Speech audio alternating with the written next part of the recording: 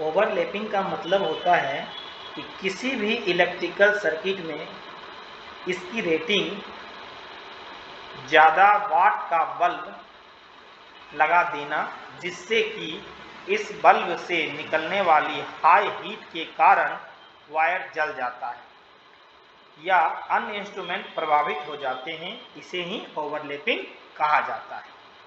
Next question है, solar electricity क्या होती है? सोलर इलेक्ट्रिसिटी क्या होती है? जब किसी भी इलेक्ट्रिकल ग्रिड के द्वारा जो पावर सप्लाई दी जा रही है, उसको जब सोलर पैनल के द्वारा कलेक्ट किया जाता है या कलेक्ट किया गया हो और यह एनर्जी सूर्य से प्राप्त की गई है, तो इसे सोलर इलेक्ट्रिसिटी कहा जाता है। नेक्स्ट है, इलेक्ट्रिकल एक्सीडेंट से कैसे बचा जा सकता है? इलेक्ट्रिकल एक्सीडेंट से बचने के लिए हमें हमेशा ही इलेक्ट्रिकल सर्किट में सेफ्टी स्विच का उपयोग करना चाहिए, जिससे कि किसी भी तरह की दुर्घटना होने पर तुरंत ही सेफ्टी स्विच का उपयोग करके पावर सप्लाई को बंद किया जा सके। इसके लिए सर्किट ब्रेकर या फ्यूज या अन्य डिवाइस का उपयोग किया जाता है। एमसीबी का पूरा नाम क्या है और यह क्यों उपयोग किया जाता है? एमसीबी का पूरा नाम मिनिएचर सर्किट ब्रेकर होता है।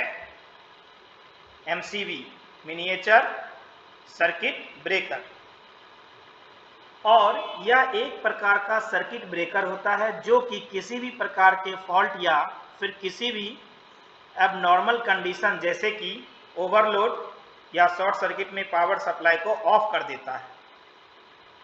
इसका सबसे ज़्यादा उपयोग घरों में पावर सप्लाई के दौरान प्रोटेक्शन के लिए उपयोग किया जाता है।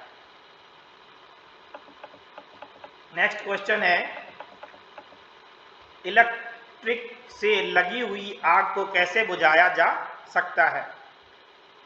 इलेक्ट्रिक से लगी हुई आग को बुझाने के लिए सी टाइप की गैस का उपयोग किया जाता है, जिसमें CO2 यानी कार्बन डाइऑक्साइड गैस होती है।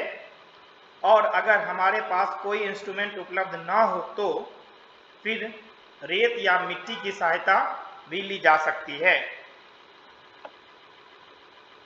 नेक्स्ट क्वेश्चन है, वोल्टेज की परिभाषा क्या होती है? वोल्टेज एक प्रकार का इलेक्ट्रोमोटिव फोर्स होता है या फिर एक प्रकार का प्रेशर होता है जो कि किसी भी सर्किट में इलेक्ट्रॉन के फ्लो के लिए उत्तरदायी होता है। अर्थात इसी इलेक्ट्रोमोटिव फोर्स के कारण ही किसी सर्किट में करंट फ्लो होती है। नेक्स्ट क्वेश्चन है,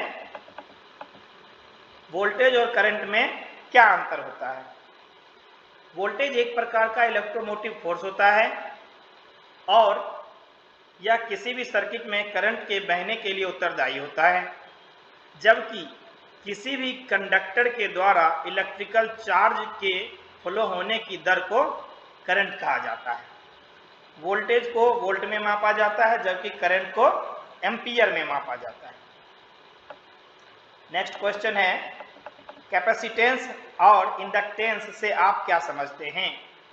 कैपेसिटेंस या कैपेसिटर के द्वारा स्टोर किया गया टोटल चार्ज होता है और इसे फैराड में मापा जाता है।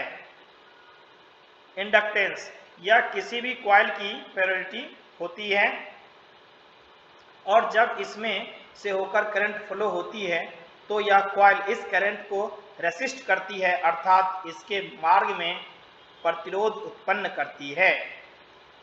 इस प्रॉपर्टी को इंडक्टेंस कहा जाता है। नेक्स्ट क्वेश्चन है, ट्रांसमिशन के लिए कौन कौन से केबल उपयोग में लाए जाते हैं? ट्रांसमिशन के लिए अलग अलग टाइप केबल उपयोग में लाए जाते हैं, जैसे कि लो टेंशन केबल लगभग 1000 वाट तक के वोल्टेज ट्रांसमिशन के लिए, हाई टेंशन केबल लगभग 23,000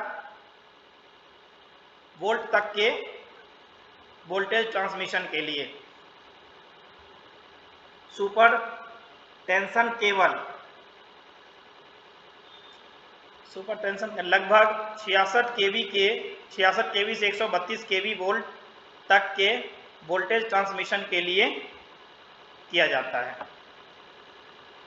नेक्स्ट क्वेश्चन है, अगर आपके साथी को इलेक्ट्रिक शॉक लग जाए तो आप क्या करेंगे? इस कंडीशन में हम सबसे पहले इलेक्ट्रिसिटी के सभी सोर्स को टर्न ऑफ कर देंगे अगर पॉसिबल हो पाए तो, और अगर ऐसा नहीं हो सके तो फिर सबसे पहले साथी को उस सोर्स से अलग करने के लिए किसी भी ड्राई या फिर नॉन कंडक्टिंग मटेरियल का उपयोग करेंगे या फिर किसी कार्डबोर्ड, प्लास्टिक या लकड़ी का उपयोग भी कर सकते हैं और फिर उसको तुरंत ट्रीटमेंट कराएंगे। नेक्स्ट क्वेश्चन है, मल्टीमीटर क्या होता है और क्यों उपयोग किया जाता है? मल्टीमीटर एक मेजरिंग डिवाइस होता है जो कि बहुत सारी इलेक्ट्रिकल प्रॉपर्टीज का मापन कर सकता है, जैसे कि करंट, वोल्टेज, रेजिस्टेंस आदि। इसलिए इसे मल्टीमीटर या फिर वोल्ट, ओम, मिलीमीटर भी कहा जाता है। नेक्स्ट क्वेश्चन है, विद्युत मापन यंत्र बनाने वाली कंपनी के निर्माण के लिए उपयुक्त धातु कौन सी होती है? विद्युत मापन यंत्र बनाने वाली कंपनी के निर्माण के लिए उपयुक्त धातु फास्फर, ब्रॉन्ज होती है। किसी ट्रांसफार्मर की एफिशिएंसी कितनी होती है? किसी भी ट्रांसफार्मर की एफिशिएंसी लगभग 95% से लगाकर 98% तक हो सकती है। नेक्स्ट क्वेश्चन है, भारत में ऑपरेटिंग आवृत्ति कितनी होती है? अलग अलग देशों में अलग अलग ऑपरेटिंग आवृत्ति होती है। भारत में 50 हर्ट्ज ऑपरेटिंग आवृत्ति होती है।